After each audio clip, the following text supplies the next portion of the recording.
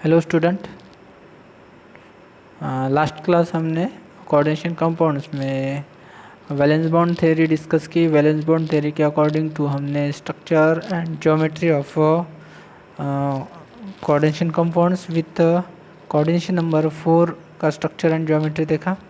उसके पहले हमने आइसोमेरिज्म का स्टडी किया। Isomerism, stereo isomerism, structural isomerism, stereo isomerism में हमने optical isomerism and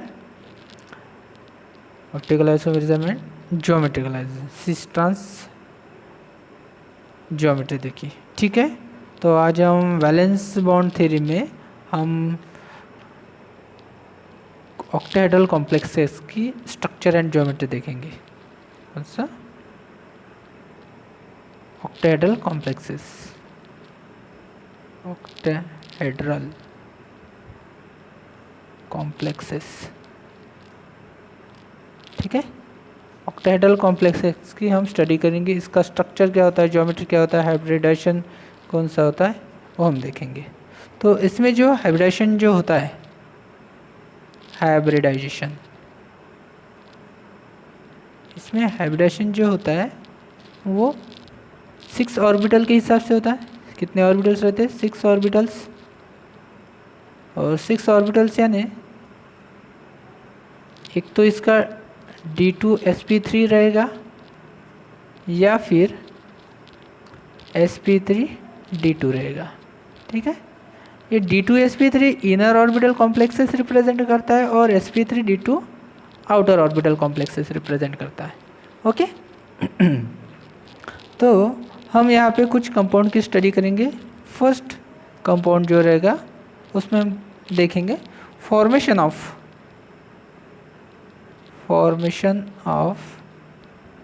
octahedral complex. कौन सा octahedral complex? Chromium NH3/6, chromium NH3/6 3 positive complex. Okay, chromium NH3/6 3 positive complex इसमें। तो हम यहाँ पे क्या रहता है, यहाँ पे हमने अगर इसका देखा तो यहाँ पे क्या मिलता है कि क्रोमियम जो रहता है ये 3 पॉजिटिव ऑक्सीडेशन स्टेट में रहता है। और 3 पॉजिटिव ऑक्सीडेशन स्टेट में इसका एटॉमिक नंबर कितना है, इसके पास इलेक्ट्रॉन कितने रहेंगे? क्रोमियम 24 -3 यानी इसका 21 इलेक्ट्रॉन रहेगा। ओके, 21 इलेक्ट्रॉन यानी आर्गॉन 18 और 3d 4s। ठीक है, तो 4s को हम थोड़ा 3d को इधर लिखेंगे, ये 3d के 5 ऑर्बिटल्स। ओके, ये 3d की और ये 4s का, तो 4s तो 0 रहेगा, 3d कितना रहेगा? 3d 21 यानी 3d 3 ही रहेगा। ठीक है, 3d 3 4s 0 और इधर हमें मिलता है 4p जो रहेगा वो भी क्या रहेगा, यहाँ पे एम्प्टी ही रहेगा। ठीक है, तो यहाँ पे 3 इलेक्ट्रॉन्स कैसे रहेंगे? 1 2 एंड 3, तो 1 2 3। ठीक है, 1 2 3 और 3 6, ये 6 एम्प्टी ऑर्बिटल। तो हमें sp3d2 d2sp3, तो इसमें क्या मिलता है कि इसके लिए जो अवेलेबल ऑर्बिटल चाहिए, जैसे 6NH3 है तो 6NH3 कितने 6 इलेक्ट्रॉन पेयर डोनेट करेंगे। 6 इलेक्ट्रॉन पेयर डोनेट करने के लिए 6 वैकेंट ऑर्बिटल अवेलेबल रहना चाहिए और यहाँ पे इजीली 6 वैकेंट ऑर्बिटल अवेलेबल है। So that 6 orbital undergoes 6 orbitals undergo कौन सा? D2sp3 hybridisation, D2sp3 hybridisation, D2sp3 hybridisation और 6 equivalent set of hybrid orbitals form होंगे। तो यहाँ पे क्या होगा, यहाँ पे हमें स्ट्रक्चर मिलता है किसका? क्रोमियम NH3/6 3 पॉजिटिव का यहाँ पे स्ट्रक्चर मिलता है। क्या मिलता है यहाँ पे देखिए, तो आर्गॉन 18। ठीक है, ये आर्गॉन 18 है और ये अपने 3d इलेक्ट्रॉन 3d3 और यहाँ पर ये 6 इक्विवेलेंट सेट ऑफ, क्या मिलेगा? Equivalent set of 6 hybrid orbitals. Okay, तो ये 6 empty orbital 6d2sp3 hybrid orbitals, ठीक है। तो ये d2sp3 हाइब्रिड ऑर्बिटल्स हो गए 6। तो ये 6d2sp3 हाइब्रिड ऑर्बिटल्स फील्ड होंगे जब ईच NH3 मॉलिक्यूल क्या करेगा, अपना इलेक्ट्रॉन पेयर डोनेट करेगा, ठीक है।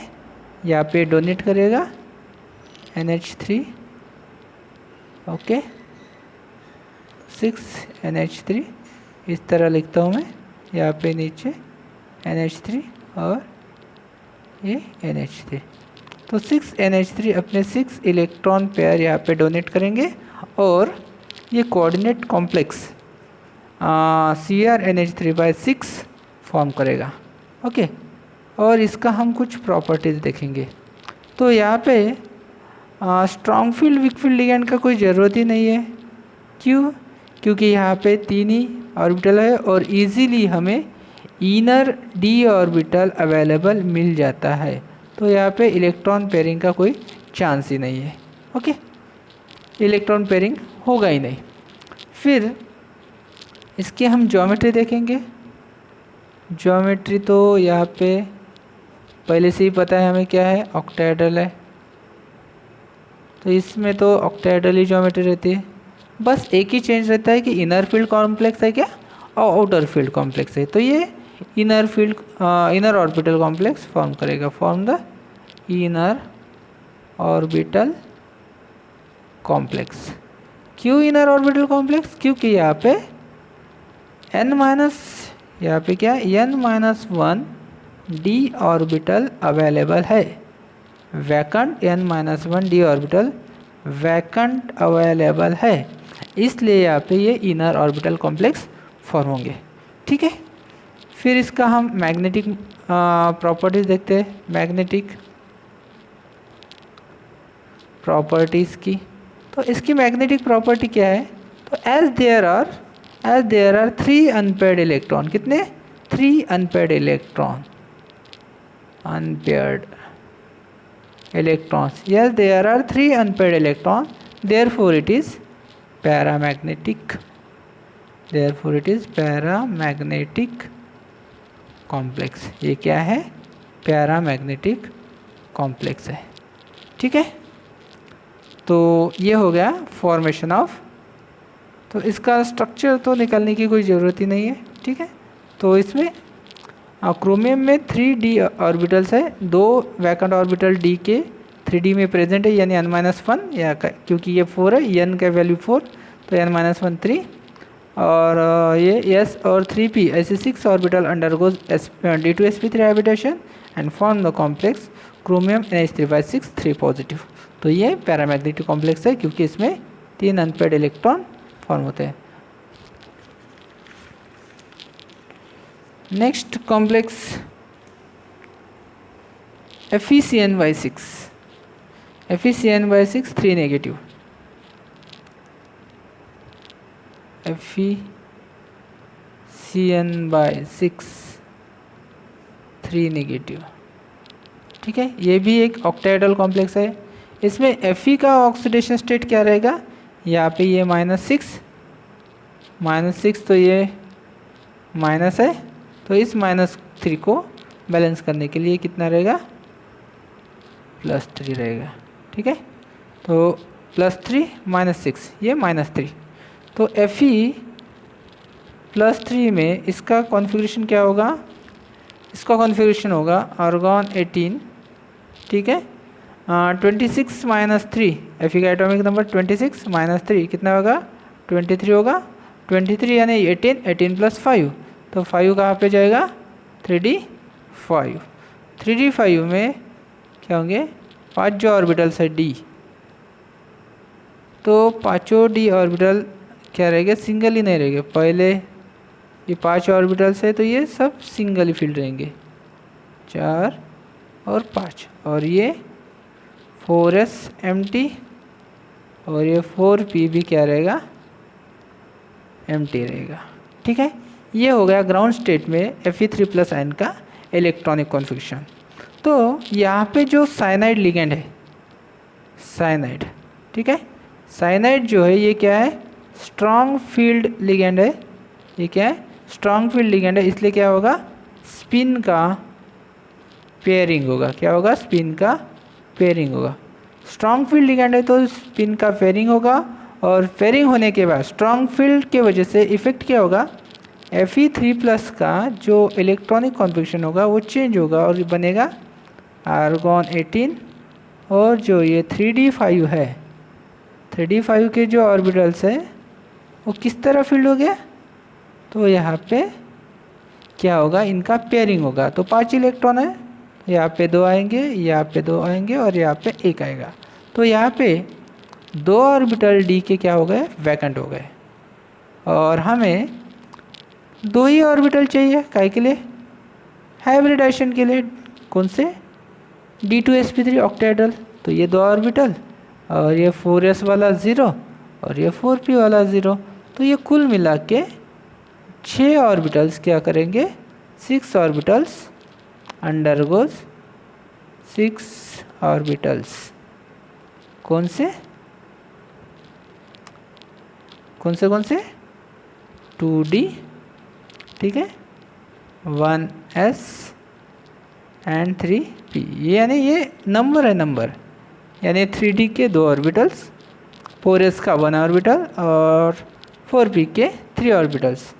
So for 6 D2sp3 hybrid orbital, D2sp3 hybrid orbitals ये फॉर्म करेंगे।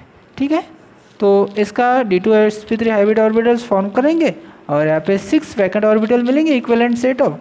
तो उसमें क्या हो जाएगा, ये साइनाइड के 6 इलेक्ट्रॉन पेयर, यानी एक साइनाइड का एक ऐसे 6 साइनाइड के 6 इलेक्ट्रॉन पेयर उसमें फील्ड होंगे। तो हमको क्या मिलेगा, इसका FeCN/6 3 निगेटिव का क्या मिलेगा, हाइब्रिडाइजेशन मिलेगा या फिर इलेक्ट्रॉनिक कॉन्फिगरेशन मिलेगा, आर्गॉन 18 के बाद ये 3d5 तीन ही ऑर्बिटल में आ जाएगा और यहाँ पर ये 6 ऑर्बिटल का सेट 2 3 4 5 और ये 6, ये 6 D2sp3 और ये कैसे फील्ड होंगे, ये CN और ये CN। 6 CN क्या करेंगे, अपने इलेक्ट्रॉन पेयर यहाँ पे डोनेट करेंगे और 6 क्या फॉर्म करेंगे, कोऑर्डिनेट बॉन्ड फॉर्म करेंगे। इस तरह 6 कोऑर्डिनेट बॉन्ड फॉर्म करेंगे और ये फॉर्म हो गया ये इसके डी के ऑर्बिटल। तो इस तरह ये इसका कॉन्फ़िगरेशन होगा। तो इसमें हमें क्या दिखता है, इसमें हमें दिखता है कि यहाँ पे एक अनपेड इलेक्ट्रॉन है, ठीक है। तो ये स्ट्रॉन्ग फील्ड होने की वजह से पेयरिंग हो गई, पेयरिंग होने की वजह से इनर डी ऑर्बिटल मिल गया। तो ये inner orbital complex, it is inner orbital complex, inner orbital complex. ये क्या है, इनर ऑर्बिटल कॉम्प्लेक्स है, ठीक है, ऑक्टाहेड्रल इनर ऑर्बिटल कॉम्प्लेक्स। इसकी मैग्नेटिक प्रॉपर्टीज़ क्या है, मैग्नेटिक प्रॉपर्टी, तो यहाँ पर एक अनपेड इलेक्ट्रॉन है, so it is paramagnetic, it is paramagnetic in nature, okay, और it is strong field complex, ठीक है, ये पैरामैग्नेटिक इन नेचर रहता है। और दूसरा कॉम्प्लेक्स है, इसमें दूसरा कॉम्प्लेक्स कौन सा है,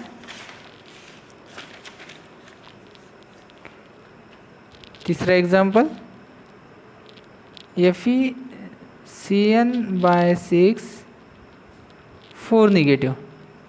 तो FeCN/6 ये भी क्या है, इनर ऑर्बिटल कॉम्प्लेक्स है, it is also inner orbital complex. ये ऑक्टाहेड्रल है, ऑक्टाहेड्रल, ठीक है, ऑक्टाहेड्रल कॉम्प्लेक्स है, ये भी क्या है, ऑक्टाहेड्रल कॉम्प्लेक्स है। इसमें जो रहेगा ये +2 में रहेगा, Fe क्या रहेगा +2 में रहेगा।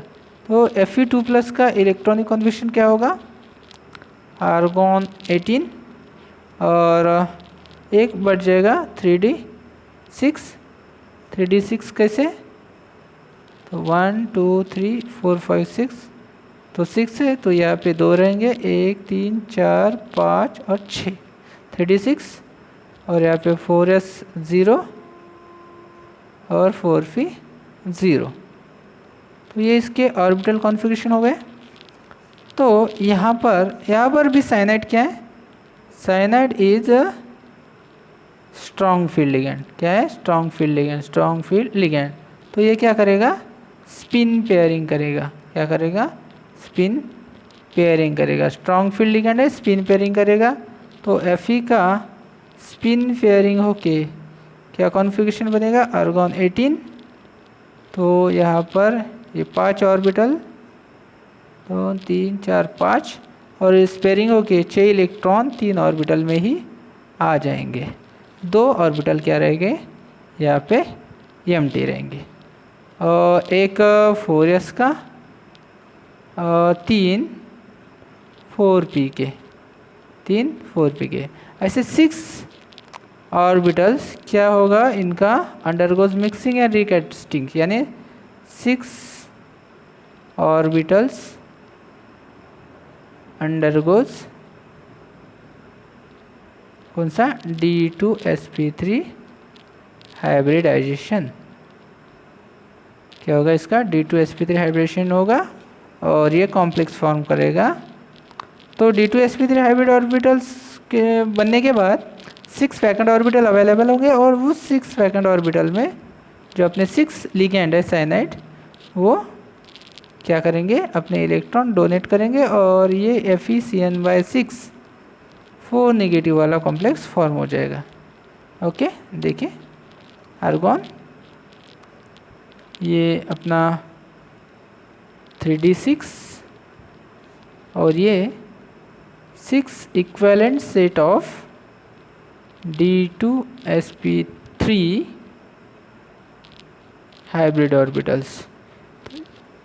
ये तो एम्प्टी है, तो ये साइनाइड क्या करेगा, यहाँ पे अपने इलेक्ट्रॉन पेयर डोनेट करेगा। CN, यहाँ पर CN और यहाँ पर भी CN। तो इस तरह ये फील्ड हो जाएगा। ठीक है, ये तो पहले ही फील्ड है, तो इस तरह ये कॉम्प्लेक्स फॉर्म करेगा।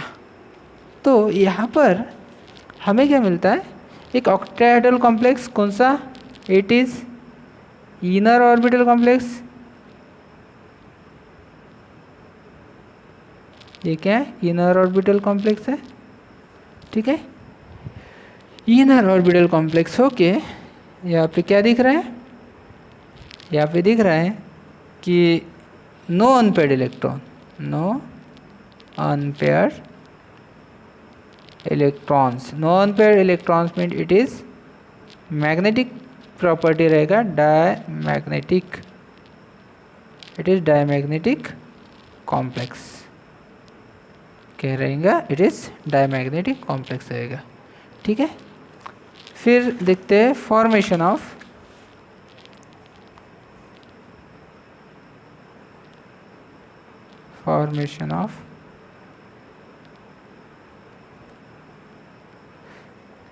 Cobalt F6, cobalt F6 3-। तो इसका हम ऐसे देख लेते हैं, कोबाल्ट F6 यानी ये कोबाल्ट कितना रहेगा, +3 रहेगा। कोबाल्ट +3 है, तो कोबाल्ट +3 का यानी 27 - 3 24, तो ये 28 हो गए। 18 + 6 24। तो यहाँ पे 6 इलेक्ट्रॉन आएंगे कहाँ पे, 2 3 4 5 6 इलेक्ट्रॉन इस तरह यहाँ पे फिल हो जाएंगे। और ये 4s 0 और ये 4p ये भी 0। तो यहाँ पे 3d6। तो यहाँ पे जो हैलाइड है, यानी फ्लोरीन जो है ये क्या है, वीक फील्ड लिगेंड है। क्या है, वीक फील्ड लिगेंड।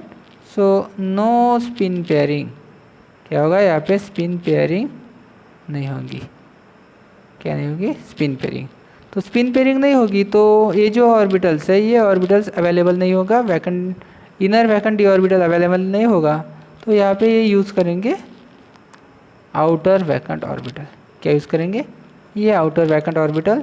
तो ये 4s01, 3p 4p वाले 3 और 4d वाले 2, 4d 0, यहाँ पे 2, ऐसे ये 6 ऑर्बिटल यूज़ होंगे और 6 ऑर्बिटल यूज़ हो गए।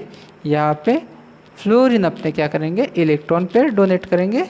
ठीक है, इलेक्ट्रॉन पेयर डोनेट करके ये कॉम्प्लेक्स फॉर्म होगा। ये कॉम्प्लेक्स क्या रहेगा, आउटर ऑर्बिटल कॉम्प्लेक्स रहेगा। क्या रहेगा, आउटर ऑर्बिटल कॉम्प्लेक्स। तो आउटर ऑर्बिटल कॉम्प्लेक्स, इसका हाइब्रिडाइजेशन क्या होगा, sp3d2। इसका क्या रहेगा, sp3d2 हाइब्रिडाइजेशन रहेगा। तो इस तरह ये complex, inner orbital complex, outer orbital complex form होते हैं। ठीक है, कुछ एग्जांपल्स देख लेते हैं क्या होता है। तो जैसे हम बोलते कि H2 और NH3 स्ट्रॉन्ग फील्ड लिगेंड है, लेकिन NH3 हर केस में ज़्यादा स्ट्रॉन्ग नहीं रहता है। जैसे क्वेश्चन पूछा जा सकता है कि what is the hybridisation of, क्या पूछा जाता है, हाइब्रिडाइजेशन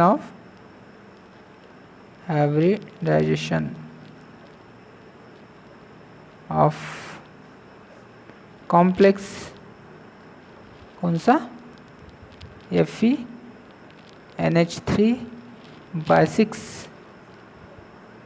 FeNH3/6 2+ और FeH2O/6 2+। तो ये दोनों बोथ कॉम्प्लेक्सेस, बोथ आर क्या है, outer orbital complex, outer orbital complex. दोनों क्या है, दोनों के दोनों आउटर ऑर्बिटल कॉम्प्लेक्स है। तो यहाँ पे NH3 जो रहेगा या फिर H2O जो रहेगा वो किस तरह, वीक फील्ड लिगेंड की तरह काम करेगा, वीक फील्ड लिगेंड की तरह काम करेगा। और यहाँ पे नो पेयरिंग होगी। नो पेयरिंग मीन्स क्या, no pairing means outer orbital complexes are used for the ligand to accommodate its electron pair, okay. So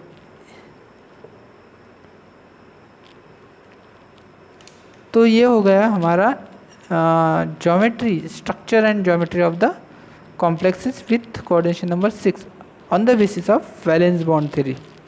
लेकिन वैलेंस बॉन्ड थ्योरी के कुछ ड्रॉबैक्स है। इन्होंने ये नहीं बताया कि why these ligands are weak field ligand और स्ट्रॉन्ग फील्ड लिगेंड। ये स्ट्रॉन्ग फील्ड लिगेंड क्यों है, वीक फील्ड लिगेंड क्यों है, इसका कोई एक्सप्लेनेशन किसने दिया है, वीबीटी ने नहीं दिया है। वीबीटी ने इसका कोई एक्सप्लेनेशन दिया है कि why this strong field weak field, तो इनर ऑर्बिटल क्यों फॉर्म होते हैं, आउटर ऑर्बिटल क्यों फॉर्म होते हैं, टेट्राहेड्रल ज्योमेट्री क्यों रहती है, स्क्वायर प्लेनर ही क्यों रहती है, ये ऐसा वीबीटी ने इसको कुछ एक्सप्लेन करके नहीं बताया। और why some complexes are coloured, some colourless, और वाई दीज आर कलर्ड, तो ये कलर की भी प्रॉपर्टी किसने, ये वैलेंस बॉन्ड थ्योरी ने एक्सप्लेन करके नहीं बताया है। तो इसके कुछ ड्रॉबैक्स हैं, कुछ एडवांटेजेस भी है।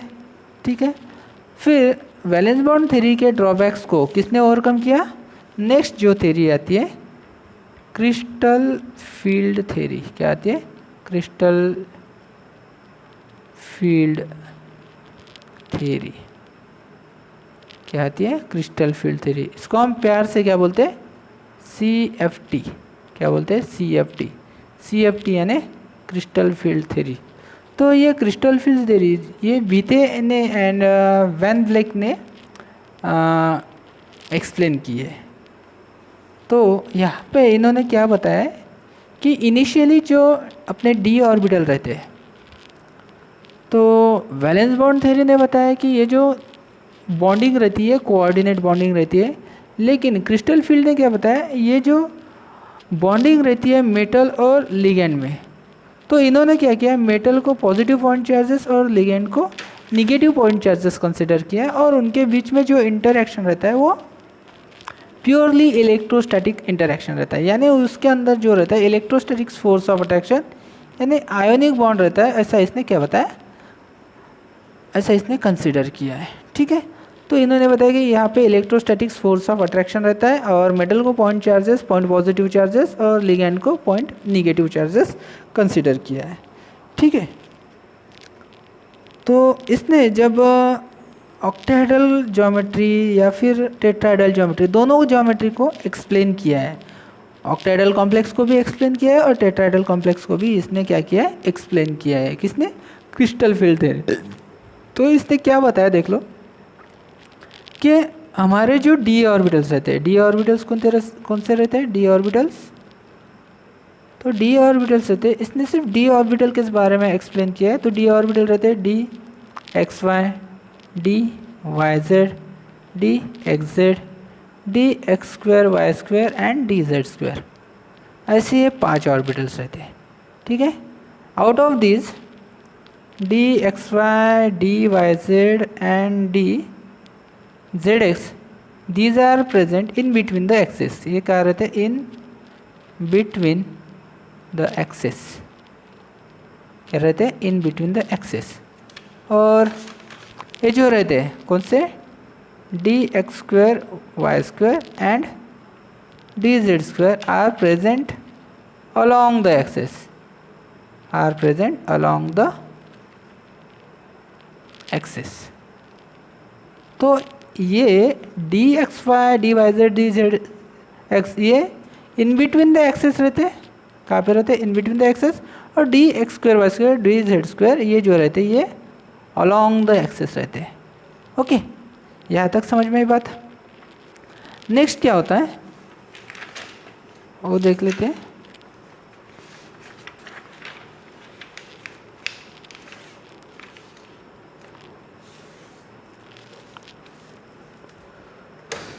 तो अगर हमने ऑक्टाहेड्रल कॉम्प्लेक्स की बात की, किसकी, ऑक्टाहेड्रल कॉम्प्लेक्स, तो ऑक्टाहेड्रल कॉम्प्लेक्स में क्या होता है, इसकी ज्योमेट्री इस तरह रहेगी, सेंटर में मेटल, ओके, तो इस तरह इसकी ज्योमेट्री रहेगी। तो लिगेंड जो आएंगे, ligand along the axes approach करेंगे, किसके तरफ, सेंट्रल मेटल एटम की तरफ। तो इनिशियली जो अपने 5d ऑर्बिटल्स रहते हैं, तो मैं इसको ऐसे लिखता हूँ, ये 5d ऑर्बिटल है। इनिशियली ये इक्विवेलेंट यानी सबकी एनर्जी सेम रहती है, इसको हम बोलेंगे डीजेनरेट। डीजेनरेट यानी ये अलग अलग एनर्जी इसकी नहीं रहेगी।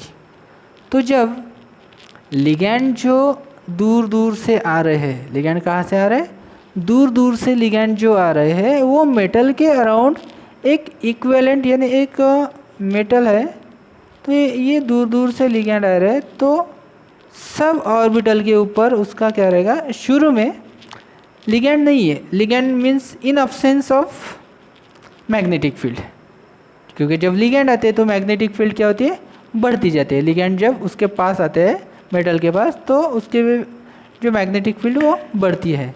तो जब ये this is the 5d orbitals, D orbitals, degenerate D orbital in the absence of magnetic field.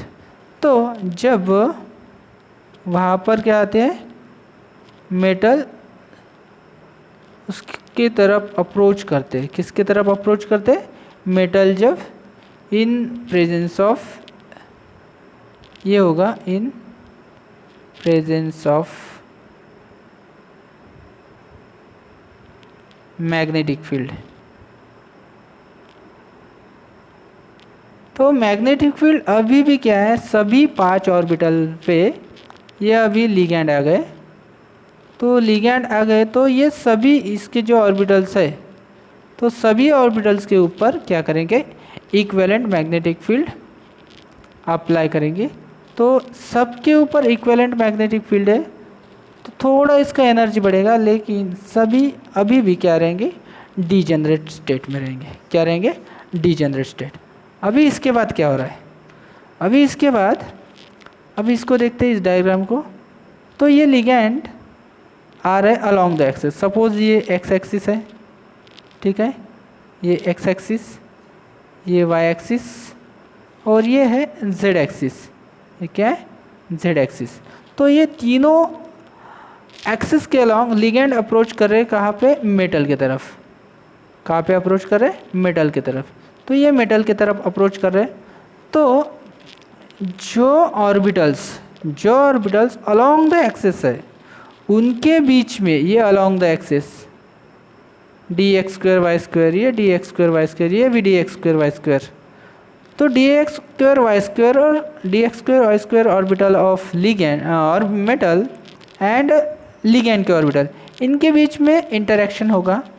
और ये डी जेड स्क्वायर मेटल का और ये लिगैंड वो भी उसके डायरेक्शन में आ रहा है। तो इनके बीच में इंटरेक्शन क्या रहेगा, ज़्यादा रहेगा। इंटरेक्शन ज़्यादा रहने की वजह से इसका जो एक्साइटेशन होगा, यानी इसका जो एनर्जी होगा वो ज़्यादा इंक्रीज़ होगा। इसका एनर्जी क्या होगा, ज़्यादा इंक्रीज़ होगा। और जो in between the axis orbital रहते हैं, कौन से, d x y, d y z and d x z, तो वो इन बिटवीन द एक्सिस है। तो लिगैंड का जो फील्ड है वो उनके ऊपर कम अप्लाई होगा, यानी उसके बीच में कम रिपल्शन होगा। तो इनके बीच में, इसके पास इलेक्ट्रॉन, ऑर्बिटल में इलेक्ट्रॉन, ये भी इलेक्ट्रॉन बीच में एक्सियल पोजीशन होने की वजह से इलेक्ट्रॉन बीच में क्या रहेगा, रिपल्शन ज़्यादा रहेगा। रिपल्शन ज़्यादा रहने की वजह से इसकी एनर्जी ज़्यादा बढ़ जाएगी। और इनके बीच में रिपल्शन कम होने की वजह से, इन बिटवीन द एक्सिस है और लिगैंड है, इनके बीच में एनर्जी कम रहने की वजह से, यानी रिपल्शन कम रहने की वजह से ये लोअर एनर्जी स्टेट में। तो ये जो 5 डी ऑर्बिटल है ये स्प्लिट हो गए कहाँ पे, तो मैं इधर लिखता हूँ इसको। तो दो सेट में यह स्प्लिट अप हो जाएंगे। हायर एनर्जी में 2 ऑर्बिटल, कौन से 2 ऑर्बिटल, एक d x square y square और दूसरा डी जेड स्क्वायर। और लोअर एनर्जी स्टेट में जाएंगे d x y, d y z and d z x. तो ये हायर एनर्जी सेट को बोलते हैं ईजी सेट और लोअर एनर्जी सेट को बोलते हैं T2J सेट।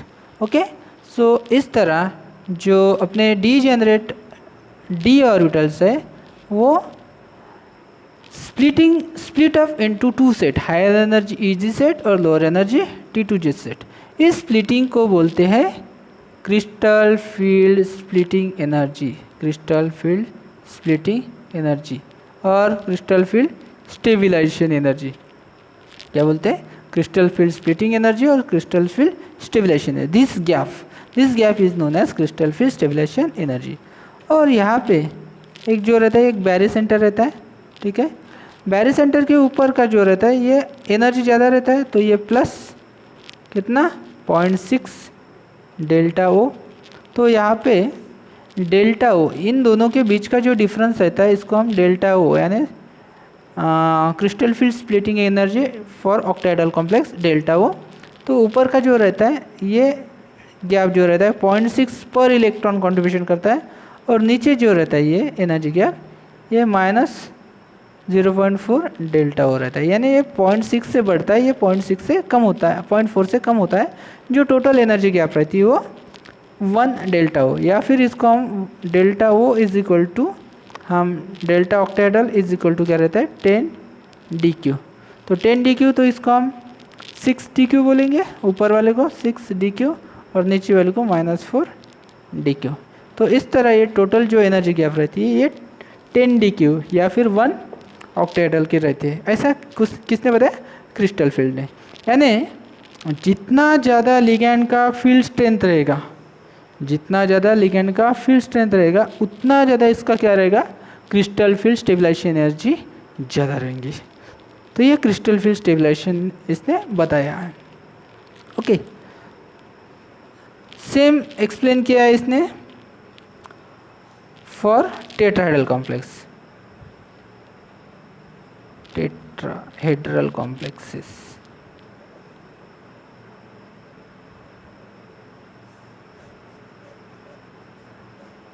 तो समझ में यहाँ पे क्या होता है, यहाँ पे इलेक्ट्रॉन का स्प्लिटिंग होता है। तो टेट्राहेड्रल का इस तरह होता है और ये एवरेज रहता है, इसको हम बैरीसेंटर बोलते हैं।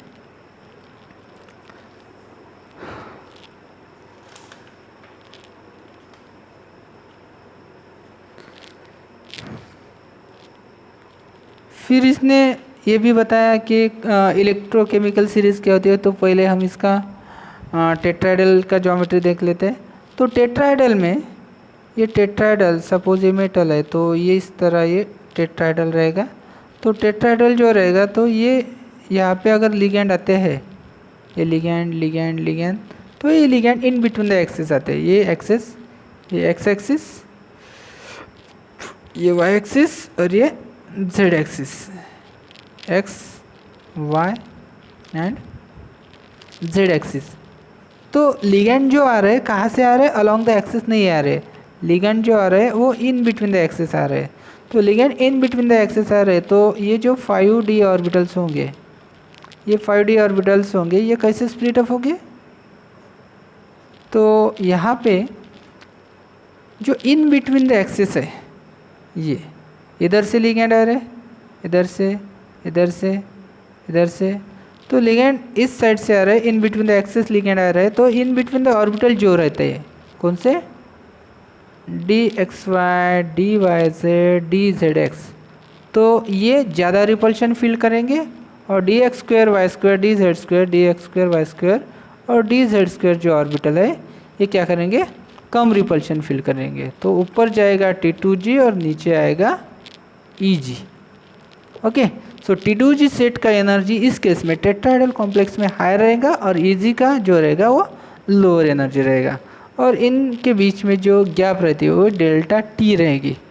Okay, delta t is equal to, ये कितना रहता है, तो इसके कंपेयर में कम ही रहेगा। ये कितना रहता है 3/4, सॉरी 4/9, ये कितना रहता है 4/9 of delta O. Okay, 4/9 of delta O रहता है। ओके, फिर इसने क्या बताया, स्पेक्ट्रोकेमिकल सीरीज बताया। इसने क्या बताया, स्पेक्ट्रोकेमिकल सीरीज। तो इसने स्पेक्ट्रोकेमिकल सीरीज किस आधार पे बताया, स्पेक्ट्रोकेमिकल सीरीज किस आधार पे बताया, so it is based on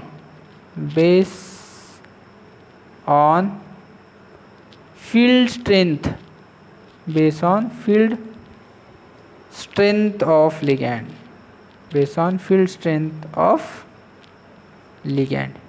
यानी लिगैंड की फील्ड स्ट्रेंथ जितनी ज़्यादा स्ट्रांग रहेंगी उतनी ज़्यादा वो क्या करेगा, स्प्लिटिंग करेगा और उतने ज़्यादा स्ट्रांग कॉम्प्लेक्सेस वो फॉर्म करेगा। ठीक है, जितना ज़्यादा स्प्लिटिंग होगा, जितना ज़्यादा उसका लिगैंड का फील्ड स्ट्रेंथ होगा, उतनी ज़्यादा उसकी क्या रहेंगी, बॉन्डिंग स्ट्रांग रहेगी, यानी उतना स्ट्रांग वो कॉम्प्लेक्स फॉर्म करेगा। Okay, so he arrange the, तो यहाँ पे हमने क्या किया, एक वीक फील्ड लिगैंड इधर रख दिए। ठीक है, और ये जो डेल्टा ओ वैल्यू है, डेल्टा ओ वैल्यू क्या रहती है, इंक्रीजिंग डेल्टा ओ वैल्यू। तो डेल्टा ओ वैल्यू जैसे जैसे बढ़ती है तो जो लिगैंड का फील्ड स्ट्रेंथ है वो भी बढ़ते जाएगा। तो इधर स्ट्रॉन्ग फील्ड लिगैंड।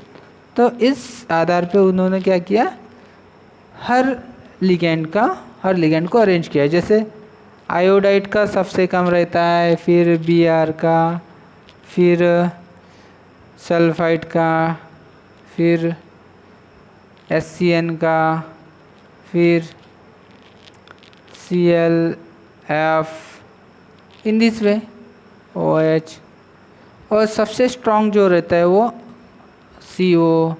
उसके बाद साइनाइड भी स्ट्रॉन्ग है, साइनाइड NO2 भी स्ट्रॉन्ग है। ठीक है, NO2 के बाद EN भी स्ट्रॉन्ग है, NH3 भी स्ट्रॉन्ग है। सो इस तरह ये क्रिस्टल फील्ड स्प्लिटिंग के बेस पे इन्होंने क्या किया, इलेक्ट्रोस्पेक्ट्रोकेमिकल सीरीज बनाई है। So spectrochemical series, this is the increasing field strength of ligand from weak field ligand to strong field ligand. जैसे जैसे उसका डेल्टा ओ वैल्यू बढ़ेगा, जैसे जैसे उसका डेल्टा ओ वैल्यू बढ़ेगा, डेल्टा ऑक्टेटल वैल्यू बढ़ेगा, वैसे वैसे उसका फील्ड स्ट्रेंथ बढ़ेगा और उसका जो पेयरिंग करने का टेंडेंसी रहेगा वो पेयरिंग करने का टेंडेंसी इंक्रीज होगा। जो इसने नहीं बताया, किसने, वैलेंस बॉन्ड थ्योरी ने नहीं बताया है।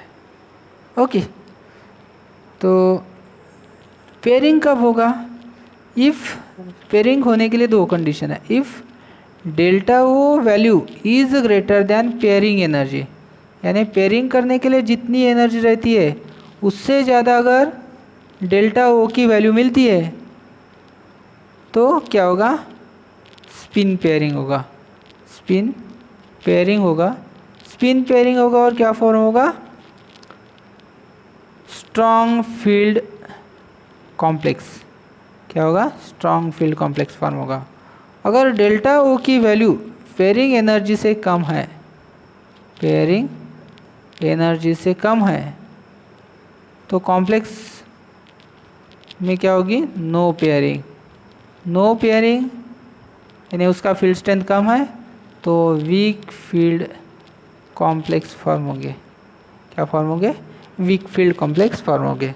तो पेयरिंग एनर्जी जो है, डेल्टा ओ वैल्यू अगर पेयरिंग एनर्जी से ज़्यादा है तो स्पिन पेयरिंग होगा, स्ट्रॉन्ग फील्ड कॉम्प्लेक्स फॉर्म होगा, स्ट्रॉन्ग फील्ड यानी लो स्पिन, स्ट्रॉन्ग फील्ड यानी लो स्पिन, लो स्पिन यानी क्या हो गया, जो स्पिन है वो पेयर होगा यानी कम से कम हमें स्पिन मिलेगा वहाँ पे।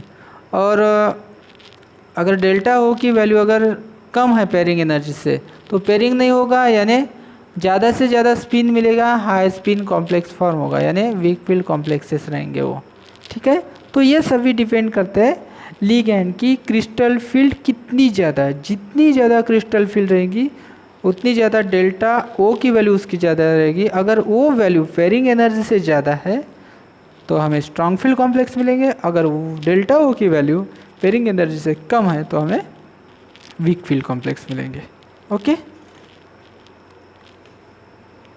सो क्रिस्टल फील्ड थ्योरी ने कलर के बारे में भी बताया कि कलर जो कॉम्प्लेक्स रहता है तो वो क्या होता है, कलर कॉम्प्लेक्स, तो जो इलेक्ट्रॉन रहता है, ठीक है, suppose unpaired electron low energy state में है तो ये विजिबल लाइट में से, विजिबल लाइट में से, विजिबल लाइट है ना, 7 कलर का लाइट जो रहता है वो लाइट से एनर्जी एब्जॉर्व करेगा, एक सर्टन फ्रीक्वेंसी की लाइट एब्जॉर्व करेगा, उसमें से उसको एनर्जी मिलेगी और वो हायर एनर्जी में चला जाएगा, T2G से EG सेट में चला जाएगा। उसकी वजह से वो एनर्जी एब्जॉर्व करता है, हाई एनर्जी स्टेट में जाता है, फिर कुछ देर बाद वो नीचे आता है, तो नीचे आता है तो वो क्या करता है, रेडिएशन एमिट करते आता है, तो उसके वजह से वो कलर शो करता है। तो वो कलर कौन सा शो करता है, जिस कलर का लाइट वो एब्जॉर्व करता है उसका कॉम्प्लीमेंट्री कलर वो शो करता है, उसका कॉम्प्लीमेंट्री कलर वो क्या करता है, शो करता है। तो एक इसमें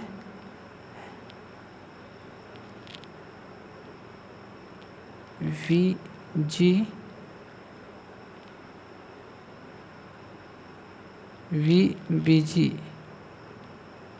YOR, VBG YOR, तो ये एक फील है, इससे हमें पता चलता है कि कलर कौन सा एब्जॉर्ब होता है और कौन सा एमिट होता है। अगर वॉयलेट कलर एब्जॉर्ब होता है तो येलो कलर एमिट होगा, ऑरेंज कलर एब्जॉर्ब होता है तो ब्लू कलर एमिट होगा, और ब्लू कलर अगर एब्जॉर्ब हो रहा है तो ऑरेंज कलर एमिट होगा, रेड कलर एब्जॉर्ब होता है तो ग्रीन कलर अपीयर होगा, और ग्रीन कलर एब्जॉर्ब होता है तो रेड कलर। तो ये कॉम्प्लीमेंट्री कलर, जो कलर एब्जॉर्ब होता है उसका कॉम्प्लीमेंट्री कलर ये कॉम्प्लेक्सेस शो करते हैं। ठीक है, so this is about the complexes and colour.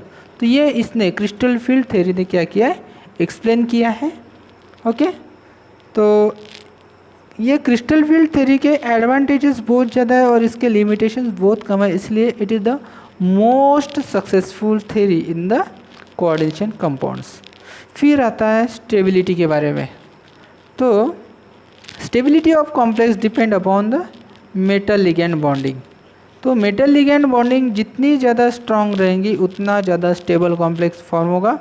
तो मेटल जो रहता है electron pair acceptor, electron pair acceptor यानी लुईस एसिड, और लिगैंड इलेक्ट्रॉन पेयर डोनर यानी ये लुईस बेस रहता है। तो जितना ज़्यादा उसका लिगैंड का बेसिसिटी ज़्यादा रहेगा उतना ज़्यादा स्ट्रांग बॉन्डिंग फॉर्म करेगा। जितना ज़्यादा इसका एसिडिक स्ट्रेंथ रहेगा उतना ज़्यादा ये बॉन्डिंग फॉर्म करेगा। तो जितना ज़्यादा इनों में मेटल और लिगैंड में बॉन्डिंग स्ट्रांग रहेगा उतना ज़्यादा कॉम्प्लेक्स स्ट्रांग फॉर्म होगा। तो कुछ फैक्टर्स है जिसके ऊपर ये डिपेंड करते हैं, जैसे charge on the central metal ion, जितना ज़्यादा चार्ज रहेगा उतना ज़्यादा इलेक्ट्रॉन पेयर को अट्रैक्ट करेगा। तो चार्ज टू रेडियस रेशो इसका जितना ज़्यादा मेटल का रहेगा, कौन सा, charge to radius ratio, charge to radius, जितना ज़्यादा ये ज़्यादा रहेगा, greater the charge to radius ratio stronger will be the complexes. और नेचर ऑफ लिगैंड, जितना ज़्यादा बेसिक स्ट्रेंथ लिगैंड का ज़्यादा रहेगा उतना स्ट्रॉन्ग कॉम्प्लेक्स फॉर्म करेगा।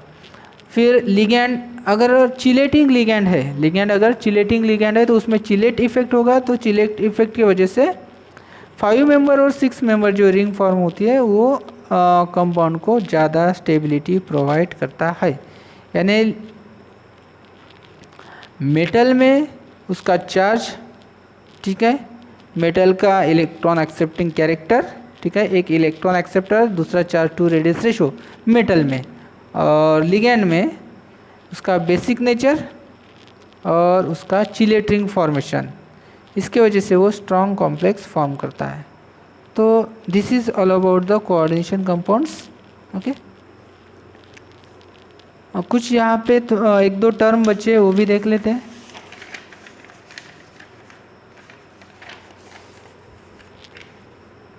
जैसे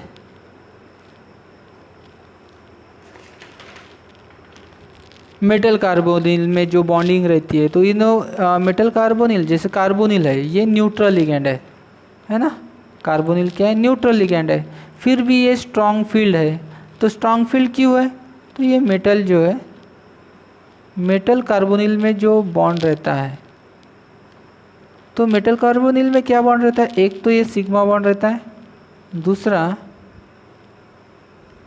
इसमें जो ये स्ट्रॉन्ग बॉन्डिंग रहता है, ठीक है, सिग्मा बॉन्ड, ये सिग्मा बॉन्ड, और ये जो एम्प्टी ऑर्बिटल है कार्बन के, तो ये लेटरल ओवरलैपिंग करके पाई बॉन्ड फॉर्मेशन करते हैं।